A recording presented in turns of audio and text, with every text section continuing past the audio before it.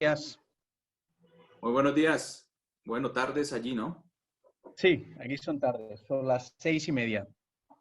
Hola, ¿cómo está? Mucho gusto. Y bueno, para todos los participantes les presento al amigo David Cami. Él es investigador y consultor de accidentes de tráfico en España y es la persona encargada del software de Virtual Crash para Latinoamérica y Europa, ¿no? Bueno, como decía Edwin, pues sí, me dedico a esto desde hace 20 años, soy ingeniero forense y aparte pues soy usuario de programas como el Virtual Crash y aparte soy representante de Virtual Crash y formador de Virtual Crash.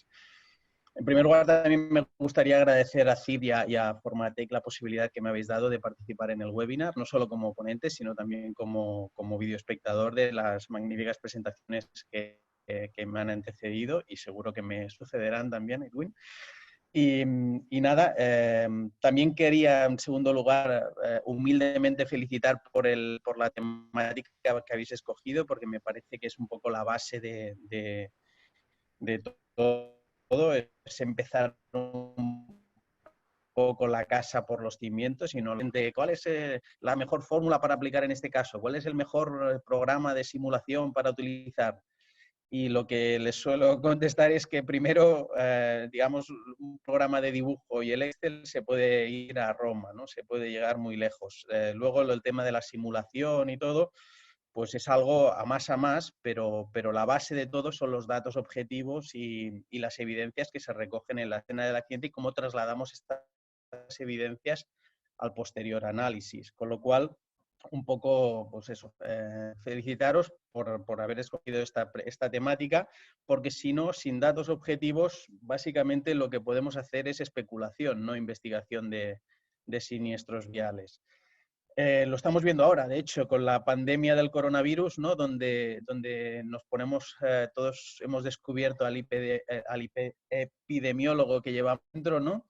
Y nos ponemos a jugar con los datos que hay y cuando llevas un rato jugando, yo lo he hecho esta semana con un compañero italiano que anda preocupado y con algún compañero argentino, y lo que hemos visto es que después de estar ahí analizando, vemos que los datos son heterogéneos, no hay un criterio único, no son fiables y al final lo dejamos estar porque vemos que estamos perdiendo el tiempo. Sin datos fiables ya puedes analizar, que lo que vas a hacer es especular, no investigar. ¿Vale?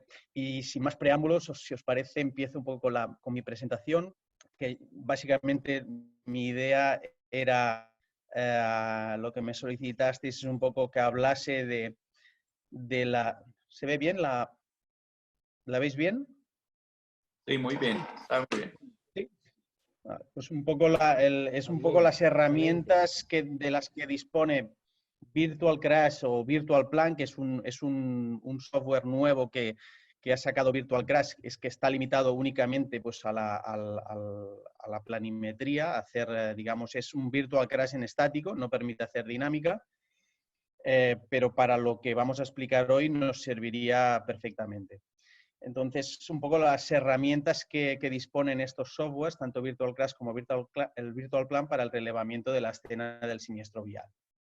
En primer lugar, también os quería dar unos enlaces de descarga, porque una cosa buena que tienen estos programas es que hay una versión demo, una versión de trial, que es que te permite hacer bastantes cosas. Obviamente no te permite guardar el archivo ni esto, pero sí que te permite hacer algún pantallazo y puedes hacer y experimentar y hacer muchas cosas con las versiones demo, con lo cual os dejo aquí un poco los enlaces para que si alguien quiere jugar un poco con los programas, pues bueno, aquí tiene la opción. Entrando ya en el tema, voy a hablar básicamente las herramientas que tiene Virtual Crash o Virtual Plan. Son estas 6 tipos: triangulación, ejes cartesianos, ejes adaptados, la fotogrametría 2D, después la importación de puntos provenientes de estación total o bien la nube de puntos. ¿Puedes pasarlo a la Limitaciones diapositiva de anterior, tiempo. disculpa? Sí. La conferencia Gracias. está grabando y se va, obviamente, a poner en la nube para que ustedes la puedan volver a repetir. De acuerdo, por limitaciones de tiempo me voy a centrar en los primeros 4 puntos y dejaremos el punto quinto y el punto sexto para otra ocasión. No, pues no, dale, no hay problema que igual ya en la siguiente conferencia sigo de mi parte y pues me imagino pues los asistentes, muchos podrán seguir, entonces no hay problema. De acuerdo. No, pero básicamente tampoco era un poco para, digamos, dejar que no es las únicas cosas que hace Virtual Crash, pero digamos tampoco había preparado nada en relación con los últimos puntos, pero simplemente dejar constancia que también te permite hacer cosas el programa. Entiendo, vale, listo. Respecto a la triangulación, pues ya la persona que me ha antecedido ya os ha comentado perfectamente lo que es la triangulación, pero y de hecho muchos sabréis mucho más que yo de lo que es tomar datos en la escena del siniestro vial. Pero bueno, así un poco, digamos, la teoría normalmente es sencilla. Lo difícil es llevarla a la práctica, ¿no? Cuando te encuentras en la escena del siniestro vial, llevar estos conceptos que son sencillos, pero llevarlos a la práctica puede ser una tarea no tan sencilla. Entonces, básicamente, como os comentaba, ¿no? Necesitamos un mínimo de 2 puntos fijos. En este caso les hemos llamado A y B. La distancia entre ellos, en este caso 5,5 metros, y un poco lo que consiste es en tomar las distancias de cada uno de los puntos que queremos tomar, en este caso el C y el D, que son el vértice anterior izquierdo y el vértice posterior izquierdo del automóvil, tomar las distancias desde cada uno de los puntos. Este sistema puede presentar algún problema en algunos casos, sobre todo cuando son triángulos que tienen uno o más ángulos obtusos, es decir, cuando los puntos, el punto que queremos medir está muy alineado con los puntos fijos que hemos tomado. Digamos que lo que nos interesa son o triángulos agudos, o triángulos rectángulos, o triángulos no muy obtusos, es decir, no nos interesan ángulos de 180 grados, que es donde pueden haber los problemas. Y para eso os he preparado algún ejemplo así muy sencillo, que sería, por ejemplo, en este caso, ¿no? Tenemos aquí los 2 puntos fijos A y B, tenemos las distancias a un punto C, distancia de 20 metros, y aquí he considerado un margen de error que me parece que todos lo firmaríamos, que es de 1%, de 20 centímetros respecto a 20 metros, y en el caso del BC tenemos un margen de error también igual, de un 1%, de 18 centímetros respecto a los 18 metros. Pues bien, el primer dilema que se nos presenta es el que ya ha comentado también Juan, es el hecho de que pues, hay 2 puntos de corte que cumplen con esas condiciones, pero normalmente suele ser bastante sencillo determinar cuál de los 2 puntos, pues bueno, pues aunque ahí puede haber algún problema en el caso de que estuviesen muy juntos, pero bueno, es una de las cosas que hay que tener en cuenta, que los que cumplen la condición no solo es un punto, sino que hay 2 puntos normalmente. El problema que tenemos es que el margen de error lo que genera es que el punto C no es un punto, sino que lo que tenemos es que el punto C, al haber un margen de error en las medidas de AC y de BC, se nos convierte en un área. En este caso, se nos convierte en un área rectangular que no es despreciable, es de medio metro de lado, ¿no? Un área cuadrangular de medio metro de lado. Y eso hay que tenerlo en cuenta. Es un margen de error que tenemos que tener en cuenta y tenemos que gestionarlo. ¿Qué pasa en esta situación? ¿No? Tenemos los puntos fijos ahí, tenemos las medidas iguales con el mismo margen de error de un 1%, los 20 centímetros respecto a los 20 metros y los 18 centímetros respecto a los 18 metros, pero vemos que aquí, en cambio, lo que ocurre es que el área, digamos, ya no se convierte en un punto ni en un rectángulo, sino que se nos convierte en algo un poco más problemático, ¿no? Que es como una especie de elipse, ¿no? Donde la longitud del eje más largo de la elipse puede llegar a ser de 5,3 metros. Y en este caso 5,3 metros, sobre todo si la línea que une los puntos A y B es la línea divisoria de sentido, si resulta que ha sido una colisión frontal donde el punto C es el punto de colisión, pues puede situarnos el punto de colisión en un carril o en el otro con las consecuencias que eso llevaría, ¿no? Estoy poniendo aquí el extremo, digamos, exagerando, ¿no? El extremo más, una situación extrema, ¿vale? Pero hay que tenerlo en cuenta.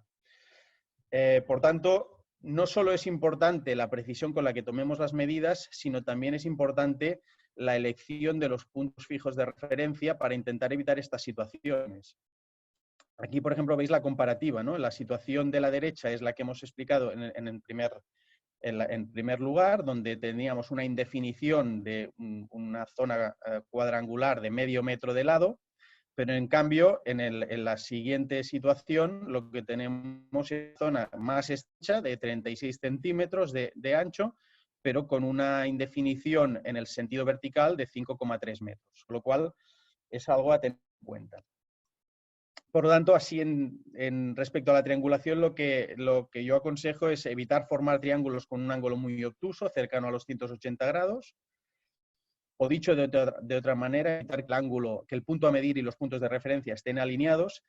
Y la pregunta es, ¿cómo hacer esto? Pues la respuesta es sencilla. Pensando antes de escoger los puntos de referencia, tener en cuenta que esta situación e intentar escoger los puntos que mejor se adecúen. Y en el caso de que no sea posible, porque no solo tenemos que tomar un punto C, sino que a lo mejor hay que tomar 40 o 50 puntos y no hay únicos puntos que sirvan para todos, a lo mejor necesitaremos de un tercer punto o un cuarto punto o un quinto punto de referencia que nos permitirá, digamos, minimizar el error. Cuando hablo de error no me refiero a equivocación, me refiero al error entendido como la incertidumbre. ¿Vale? Lo digo porque así como los ingleses tienen el concepto de mistake para hablar de equivocación y error es la incertidumbre, nosotros a veces mezclamos y cuando hablamos de error en un juzgado ya piensan que es una equivocación y no, digamos, se trata un poco de gestionar este error.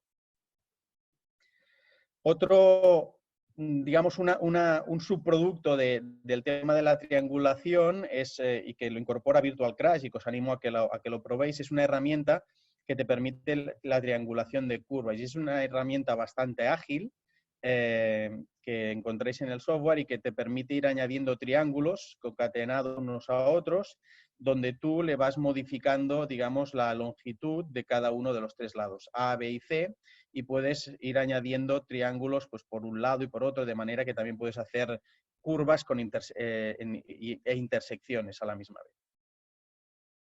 Pasando a ejes cartesianos, digamos, también lo ha explicado la persona que me ha antecedido, aquí cambia la cosa, aquí lo que buscamos es un punto, un origen de coordenadas, un punto de referencia, y eso nos define un eje X, un eje horizontal y un eje transversal o Y. Aquí, de hecho, estoy viendo que nuestro eje Z iría hacia abajo, digamos, y quizás sería más correcto hacerlo como lo explicaba el compañero. Pero bueno, digamos, igual aquí las coordenadas pues tendrían en X positivo y en Y negativo, ¿no? Y básicamente no está exento de problemas este sistema. Aquí el problema es encontrar referencias válidas. No siempre es tan sencillo encontrar una línea, una dirección que nos permita determinar este eje X.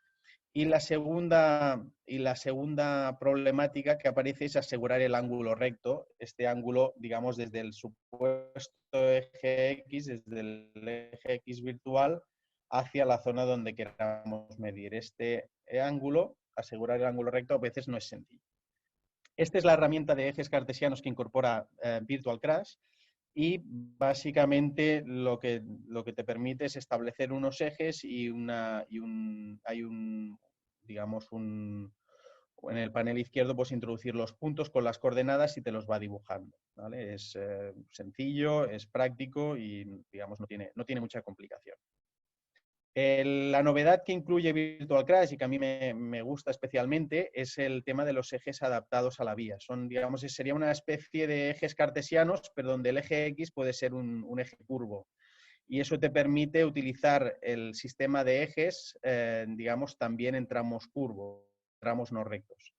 ¿Vale? Además es muy sencillo porque simplemente lo que haces es dibujas como anteriormente el eje de coordenadas y lo que le dices es que se adapte a una polilínea, a una carretera, a algo que hayas dibujado, a una referencia, y él inmediatamente toma la dirección de esta polilínea o de esta carretera y te permite dibujar las coordenadas. Lo curioso del tema es que además si después modificas esta polilínea o esta carretera, se va deformando, digamos, el eje se va adaptando de manera, digamos, está ligado continuamente, no tienes que volver a hacerlo, sino que se va adaptando así como los puntos de coordenadas. digamos, aquí lo que evitamos es el problema de encontrar la referencia válida. Será más fácil encontrar esta referencia porque tendremos las marcas viales. Seguimos teniendo el problema de asegurar el ángulo recto, que ese no nos lo sacamos de encima.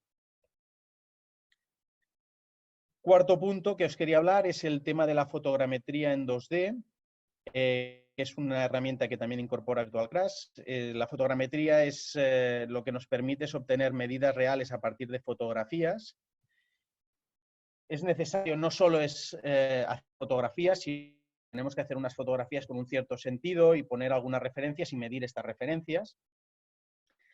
Respecto a la pregunta que me hacen siempre, ¿no? ¿Cuántas fotografías necesito para hacer esto? Pues, digamos, la respuesta es depende, ¿no? Depende de la calidad que quieras, ¿no? Hay una regla de oro. ¿Sí?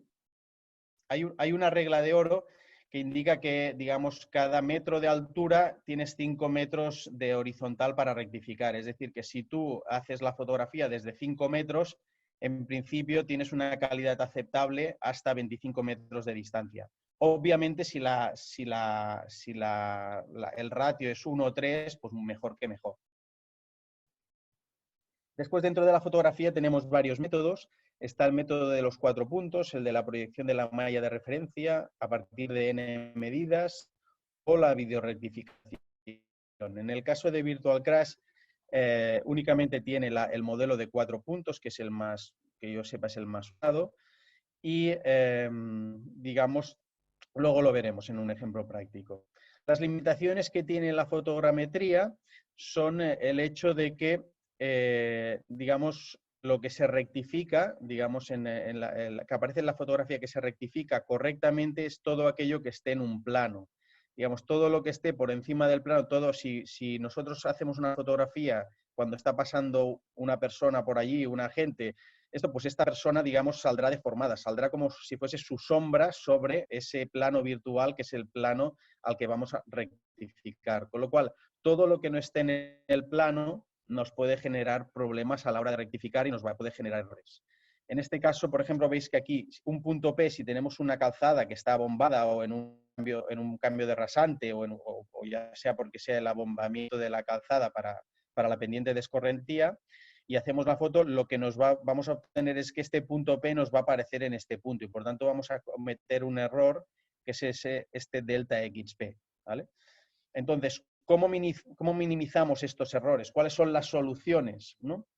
Pues las soluciones, digamos, vemos que el error depende de la altura de la altura de la cámara, es inversamente proporcional a la altura de la cámara y es directamente proporcional a la distancia entre el punto P y donde está la cámara. Con lo cual, lo que debemos hacer es, si podemos hacer las fotos desde más altura, mejor, y si podemos acercar la cámara a los puntos, pues mejor. Es decir, hacer más fotos más verticales. ¿De acuerdo?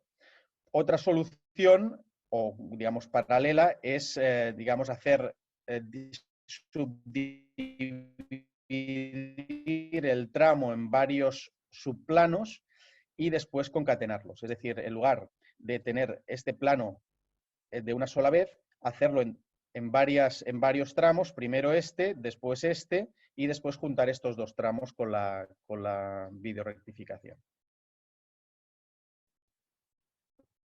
Os pongo un ejemplo. Este es un ejemplo de un caso real ocurrido aquí en una población en Cataluña. Es un caso que me ha facilitado un excelente investigador de los Mossos d'Esquadra, que es Toni Domènech, que es un compañero y que me facilitó estos datos para poder mostraros un ejemplo.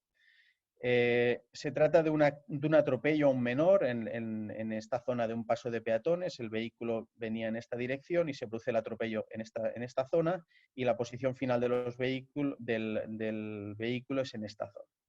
Aquí veis que esta es la situación de la escena del siniestro vial, donde tenéis la huella de frenada de este vehículo, que es el vehículo que atropelló al menor, y no aparece en la posición final porque antes de la llegada de la fuerza instructora lo que hicieron fue mover el vehículo y lo aparcaron o lo dejaron estacionado aquí, no en la posición final.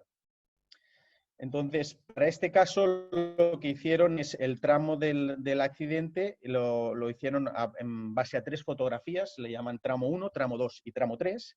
Si os fijáis, perdón, si os fijáis, aquí tenéis los 4 puntos del cuadrado 1 y han marcado aquí el punto 1, los 4 puntos del segundo rectángulo, el número 2, y los 4 puntos del tercer triángulo, que es el número 3. De manera que, de hecho, este es el punto 1, pero este de aquí, aunque no se vea, es el punto 2, y al final del tramo 2, este punto de aquí es el punto 3. Es decir, esto nos va a permitir unir los 3 tramos rectificados. Aparte, lo que os decía, ¿no? Se necesita tomar una serie de medidas, no es solo hacer fotografías, pero aquí lo que toman es las 4 medidas de los lados de ese rectángulo y las 2 diagonales. Luego solo necesitaremos una diagonal, pero va bien tomar las 2 diagonales porque así nos permitirá hacer la rectificación tanto en un sentido como en el otro, por si por las condiciones de luz o por algún otro motivo puede ser que sean mejores en un sentido que en otro. Entonces, el resultado final es, se unen los 3 tramos, aquí os fijáis que tenemos aquí los 3 tramos y los han unido y esta es la situación final. ¿Esto qué nos permite? Pues nos permite que previa la marcación de todos los vestigios que quería medir y con estos puntos de referencia, ahora todo lo que podamos medir en esta zona lo estamos midiendo a escala real y por tanto no es necesario tomar las coordenadas X, Y o la triangulación de todos estos puntos. Digamos, tomando estos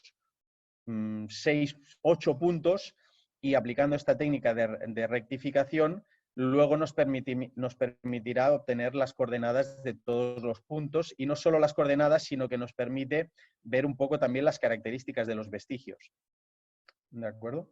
Aquí una cosa que os quiero hacer ver es que si os fijáis, el paso de peatones ha quedado como un poco deformado, porque lo normal no es que sea así, sino que ha habido esta zona aquí que queda como deformada. Y esto es un error. Y esto está relacionado con lo que os comentaba antes. Si os fijáis, lo que comentábamos antes es que el punto P, imaginaros que el punto P es el tramo final del paso de peatones, está a una distancia de la cámara que se hizo en esta zona y al haber un abombamiento de la calzada, porque la calzada, en este caso, para facilitar la escorrentía de las aguas pluviales, que no queden almacenadas en el centro, sino que se vayan hacia los lados, presenta un abombamiento. Y esto hace que este efecto se vea en la parte central, que es la parte que está más elevada, y en cambio no se vea en la zona lateral. También quiero que notéis que este error es menor en esta zona, porque en esta zona la cámara está más cerca de este punto que no de este, y por tanto el error es mucho menor que no en este punto. ¿De acuerdo? Esta es la cámara, digamos, esta sería la fotografía de donde se toma y se puede ver que en estos puntos tienen menos error, aunque el abombamiento es el mismo, porque en estos puntos la caída, el picado de la cámara es mucho más vertical que no en estos puntos. ¿De acuerdo? Y esto es un poco cómo lo incorporan en la planimetría del atestado que elaboran, cómo incorporan pues, esta fotogrametría en el atestado. Y esto es digamos, el apartado de la planimetría, donde recoge lo que son los datos objetivos, las evidencias del lugar de los hechos, y en el siguiente plano lo que recogen es la probable evolución de los hechos, un poco utilizando también como base la fotogrametría que han utilizado. Y en principio, no sé si me he adecuado al horario. Esto sería, digamos, mi presentación. Si tenéis alguna pregunta o queréis que hagamos alguna cosa con el Virtual Crash, podemos probarlo. Por ejemplo, el tema de cómo hacer la rectificación. Creo que me sobran 5 minutos. Si no me corriges, Edwin. No hay problema. Puede continuar, no hay problema. De acuerdo. Pues ¿Al si queréis os muestro cómo... Sí, perdón.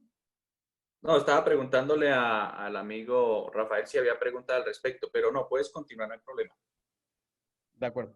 Os comparto el programa. A ver, Lo que pasa es que el chat estaba desactivado, entonces no hay preguntas, pero ya lo acabé de activar, a ver qué preguntas colocan. Mientras tanto, puedes continuar. De acuerdo, gracias. os quería mostrar, por ejemplo, en el caso de la fotografía número 3, previamente ya he rectificado el tramo 1 y el tramo 2 y los he unido. Y os voy a enseñar cómo he hecho el tramo 1 y el tramo 2, y para que veáis un poco los pasos, lo sencillo que es. Simplemente, a ver, se trata de seleccionar la fotografía, decirle que no quiero la fotografía original, sino que quiero rectificarla. Una vez la tengo en la opción de rectificar, voy al módulo de rectificar y me salen estas 5 medidas. Lo que debo hacer es poner cada punto en la zona que le hacer coincidir las 4 medidas con las medidas con los puntos señalados en la vía.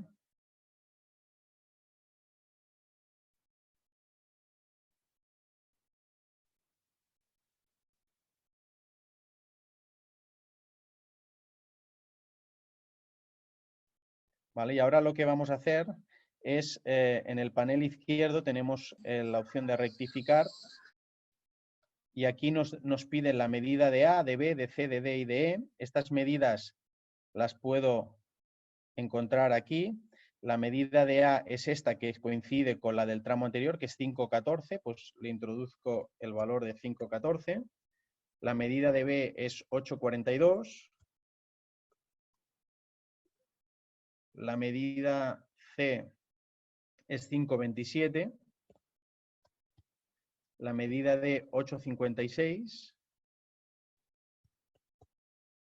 Y la medida E es la diagonal, es esta de aquí, que son 10,08.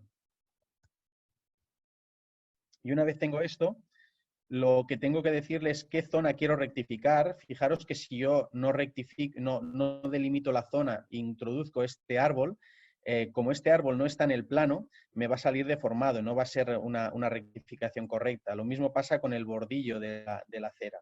Con lo cual voy a delimitarle la zona que quiero rectificar, y esto lo hago también con el panel izquierdo. En crear región, lo que le marco es, en amarillo, es la zona que quiero rectificar.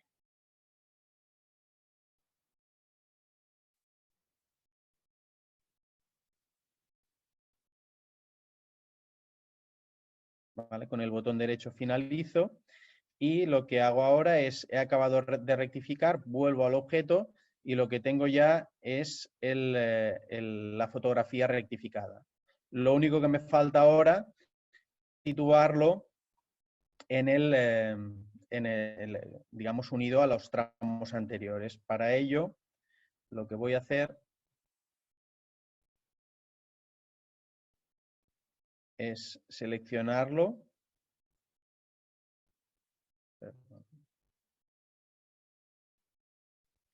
Aquí le puedo hacer que el anclaje, fijarle el anclaje para facilitar, y cuando me aproximo ya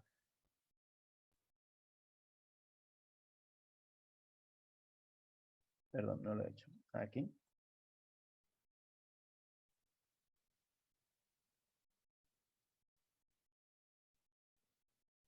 Vale, lo que voy a hacer es esta fotografía ponerla encima, traerla al frente.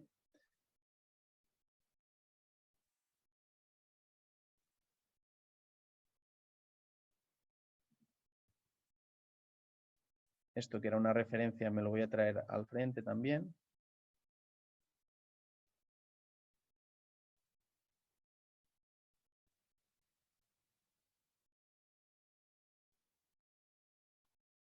Vale, aquí si queréis podemos afinar. ¿Vale?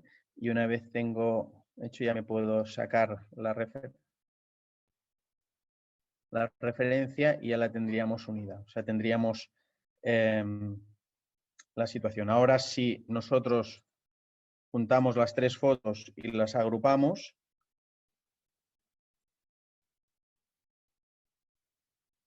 bueno, las tengo ya en un grupo. Lo voy a...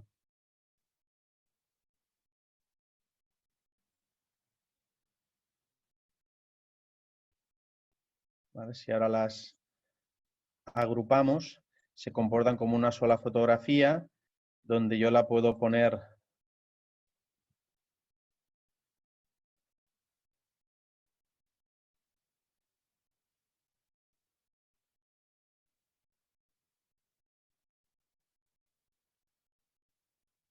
en perspectiva, puedo renderizar y aquí podría eh, montar la simulación o dibujar los vehículos encima de cada una de las zonas. O sea, podemos hacerlo tanto en 2D como en 3D.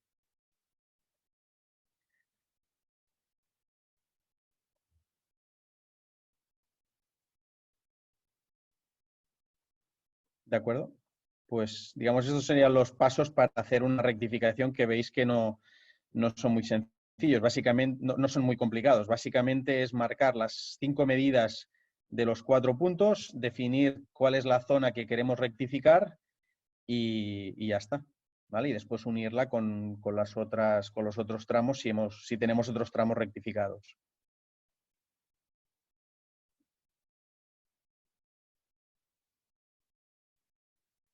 Y por mi parte, estoy a vuestra disposición por si tenéis alguna pregunta. Sí, ahí hay varias preguntas, no sé si alcanzas a leer el chat. Por lo menos Lo abro. que si están cursos de ese software, que las medidas que se toman. Yo creo que ya Edwin estaba ahí haciendo como unas respuestas. Vale. Digamos, hasta ahora hemos efectuado cursos presenciales de Virtual Crash y un poco por la contingencia actual, pues estoy, digamos, mirando también el tema y estamos empezando a pensar en hacer también cursos un poco online, un poco como este tipo, como en el webinar, porque creo que la herramienta esta de Zoom funciona bastante bien y yo creo que puede permitirlo, con lo cual, digamos, hasta ahora yo no he hecho ninguno. He hecho alguna prueba con algún grupo, pero digamos, de momento no lo he hecho, pero la idea es que en el futuro próximo sí que pueda haber a disposición de la gente cursos de este tipo. Claro, David, igual nos espera ya también para que vayamos a hacer curso presencial, ¿no? Ah, sí. David, Bueno, lo que pasa es que cada Esperemos. vez va a estar más complicado el tema de viajar, ¿no? Yo al menos en un futuro próximo no sé yo cómo va a estar la cosa. Pero bueno, bueno. la idea es que aquí hablaste una parte de lo que hace el software, pero si puedes, por favor, explicarles que eso más que todo lo que están preguntando, Virtual Crash, todo lo que realmente hace, ¿sí? Y el precio que están diciendo y obviamente su contacto. De Edwin, acuerdo. Bueno, perdóname. mi contacto lo tenéis en la presentación que os he puesto, también estaba en mi contacto. El precio de Virtual Crash hay un precio que es de licencia personal y licencia institucional. Entonces, hay también, digamos, el precio de Virtual Plan está del orden de los 750 euros, Virtual Crash 2, 1.650, Virtual Crash 3, 3.000, creo que son 2.500 y Virtual Crash 4 creo que son 3.700. Eso para lo que son licencias personales. Para licencias institucionales el precio es algo más caro. Creo que en el caso de Virtual Crash 4, que es el que tengo ahora en mente, son 4.900 euros. Y los otros tendría que mirarlo, pero en este orden. Si alguien necesita un poco un precio detallado, que me contacte y yo le puedo. También es verdad que cuando hay varias licencias se pueden ajustar porque el precio de la segunda, tercera licencia pues es inferior. Y el tema como videocontrolador, o el, sea, lo que la sí, potencia que tiene Virtual Crash. Sí, a ver, Virtual Crash, digamos, nace como un programa de simulación de accidentes, pero un poco todo, yo creo que casi todos los programas últimamente han abierto digamos, los ojos al hecho de poder ayudar también con herramientas de lo que es el relevamiento, que es un poco lo que hemos hablado hoy, pero en realidad la bondad de Virtual Crash sobre todo recae en el hecho de que es un programa de simulación, no de animación, entendiendo que la simulación es lo que nos describe es el movimiento como resultado del análisis y de la aplicación de modelos físico-matemáticos, mientras que la animación simplemente es geometría del movimiento. Con lo cual, digamos, hay una pequeña diferencia a la hora de establecer lo que es animación y simulación. Ahora es verdad que Virtual Crash también incorpora un módulo de animación, pues porque había gente que estaba acostumbrada a hacer animaciones, y las animaciones pues, pueden ser muy útiles pues, para lo que yo suelo decir, ¿no? Cuando hay un accidente grave y en el telediario de las 3 de la tarde o de las 2 de la tarde quieren ya una pequeña explicación gráfica, ¿no? de lo que ocurrió. Pues ahí lo que se utiliza pues, es geometría del movimiento, no te permite, no tienes el tiempo suficiente como para poder efectuar una simulación. Entonces, Virtual Crash ahora incorpora un módulo de animación y eso, pero básicamente la potencia de Virtual Crash es toda la dinámica de movimientos en el tema de simulación. Si queréis os pongo, por ejemplo, aquí una frenada de un vehículo. Me parece que estoy compartiendo pantalla, ¿no? ¿Aún? Sí, todavía está compartiendo pantalla. ¿Sí? De acuerdo. Pues, por ejemplo, para que veáis si ponemos, por ejemplo, aquí sobre esta situación un vehículo, vamos aquí a la galería y buscamos...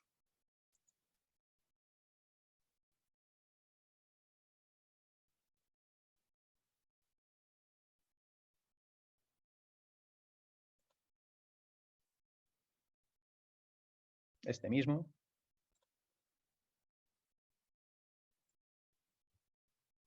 Vale, le cambio el color para que lo veáis más claro.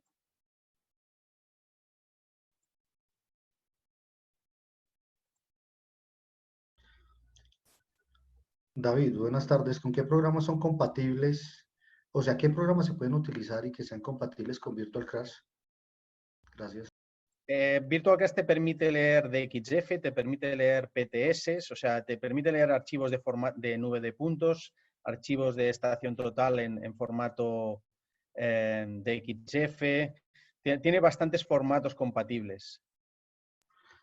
Gracias. Podemos utilizarlos con Lumion, con Twinmotion, programas de esta clase de calidad de animación.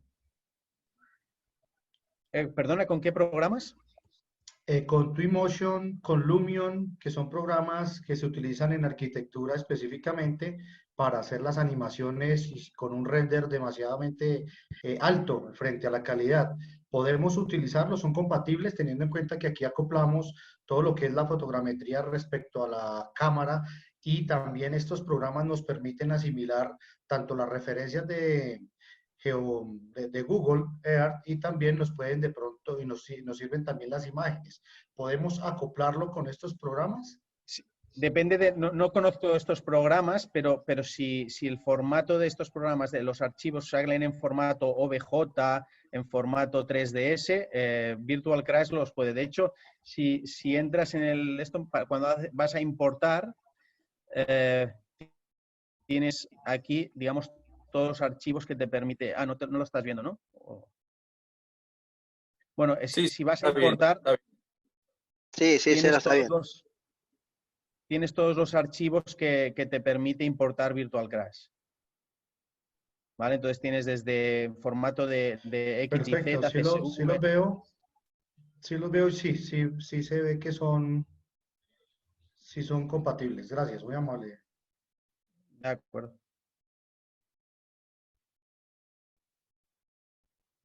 ¿Vale? En este caso voy a hacer, por ejemplo, en este punto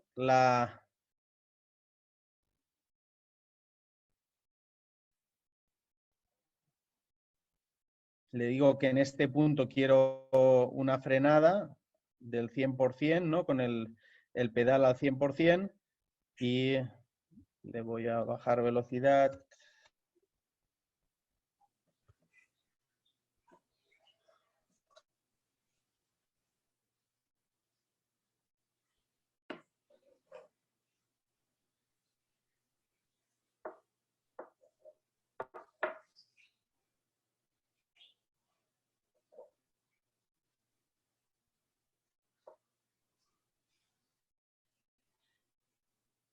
¿vale? Si os fijáis, aquí en una simulación, una manera de determinar, sobre todo para diferenciar simulación y animación, es el movimiento de la suspensión. Esto, hacerlo con animación es complicado, pero el nivel de realismo que te provoca es... Claro, si además aquí le ponemos le ponemos un multicuerpo para simular el atropello, no en este caso, pero por ejemplo, podríamos cargar aquí un multicuerpo. Le podemos...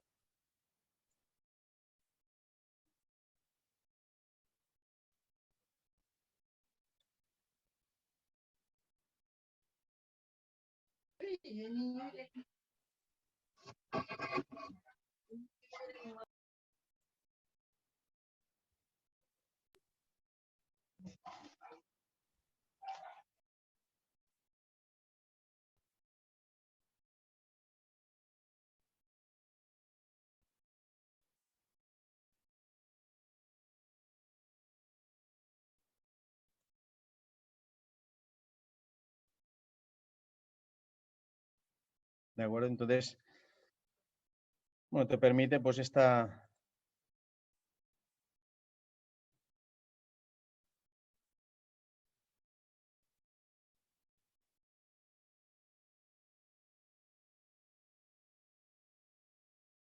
Si os fijáis, una de las cosas que tiene también el programa es que es muy rápido a la hora de calcular, o sea, puedes ver cómo cuando modificas los valores de entrada, las posiciones del multicuerpo, las velocidades, lo ves prácticamente al instante, el resultado final, con lo cual te permite digamos, ganar bastante tiempo.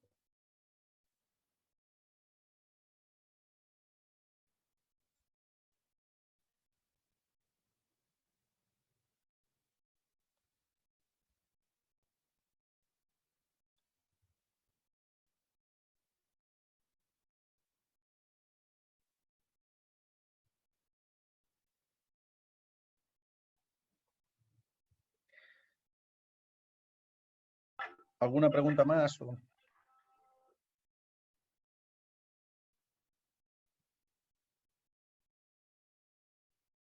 Ahí está preguntando, por ejemplo, Alejandro dice que si el demo que tienen gratis permite hacer todo lo del sistema. Sí, todo lo que hemos visto hoy lo permite hacer, no permite guardar. Lo que habéis visto ahora, también la simulación que acabo de hacer ahora, la permite. La única cosa es que igual lo que no te permitirá es particularizar los vehículos. Es decir, cuando arrastres una furgoneta, pues te saldrá, me parece que es un Volkswagen Golf y que es el vehículo por defecto. Y eso, pero para practicar, para hacer análisis, sí que te lo permite la versión demo. Alguien pregunta qué diferencia hay entre el Crash 1, 2, 3 y 4. Bueno, a ver, que igual tengo una gráfica con la evolución, si me permitís un momento.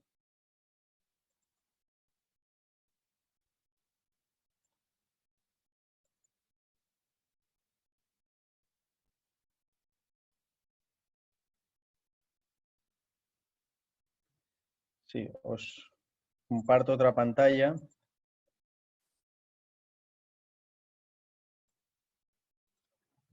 Digamos, esto es un poco la evolución. La versión 1 se inicia en el 2006, en febrero del 2006, y un poco lo que se caracteriza es por la facilidad de uso, los tutoriales de ayuda, velocidad de cálculo y el modelo de colisión que utiliza el modelo de cantidad de movimiento, Kulik-Slibar. La versión 2 incorpora ya vehículos en 3D, incorpora los multibodies, los multicuerpos, tanto para simular siniestros con peatones, ciclistas, motoristas, etc. Incorpora también el modelo cinemático. La versión 3 incorpora la posibilidad de deformar los vehículos en la colisión, la fotogrametría que habéis visto hoy y los semáforos, el tema de cómo implementar todo el tema, la regulación semafórica en un semáforo. Y la versión 4, pues un poco lo que os comentaba, ¿no? Se ha abierto un poco los ojos hacia todo el tema, lo que es nube de puntos y cómo tratar la nube de puntos, aparte de la integración con Google Maps, de poder incorporar directamente desde Google Maps las fotografías aéreas para poder, para utilizarlas como base de la simulación o de la planimetría. Bueno, hay otra pregunta que dice que si es necesario hacer... Aquí hay alguien que aparece aquí con un audio activado. Se le fue el audio, Rafael. Ahí me escuchan. Sí, alguien que preguntó si era necesario, pero no... Sí, porque decía Eduardo Campbell de Panamá, dice es necesario un ángulo de enfoque de cámara específico al momento de capturar las fotografías. Digamos, no especialmente, de hecho yo he llegado a hacer rectificaciones con fotografías hechas con el móvil. Obviamente, contra más calidad de foto, digamos, contra más píxel, contra, digamos, la zona sea más central, mejor será para la rectificación, pero no es algo que sea crítico. Es decir, yo he podido hacer fotografías, he podido rectificar fotografías hechas con el móvil y que me han enviado, o sea, con las limitaciones que tiene, obviamente, pero no es algo crítico. También preguntan que cuál es la diferencia para usted en lo que estaba exponiendo sobre animación y simulación. Bueno, me parece que lo he dicho. Simulación es el movimiento resultado de la aplicación de las leyes físicas, mientras que la animación es geometría del movimiento pura y dura, o sea, no sin obedecer a las leyes de la física de Newton. Digamos, con animación yo puedo hacer que un vehículo vuele y haga 2 piruetas. Con simulación cuesta más. La licencia, ¿te acuerdas que habíamos hablado? Y también preguntan, ¿es vitalicia y el tema de las actualizaciones? Sí, una de las cosas que tiene buenas el programa es que no digamos, la versión 2, la versión 3 y la versión 4 y la versión 1 siguen en funcionamiento. Ya podéis ver aquí en el gráfico que de la versión 2 a la versión 3 pasaron pues 7 años y de la versión 3 a la versión 4, 4 años y anualmente no se paga ninguna actualización y estás actualizado, es decir, cuando tú te conectas al programa, si estás con conexión a internet, él detecta automáticamente si estás utilizando la última versión o si hay nuevas, no última versión, si es la última actualización, si la tienes ya instalada o no, y si no te avisa, te dice, hay una actualización, ¿la quieres? Si le dices que sí, te lo instala de forma gratuita. Sí que es cierto de que el salto de la versión 2 a la versión 3 o de la versión 3 a la versión 4 sí que tiene un coste, pero no estás obligado. De hecho, hay gente que está funcionando con la versión 3 y gente que incluso con la versión 2.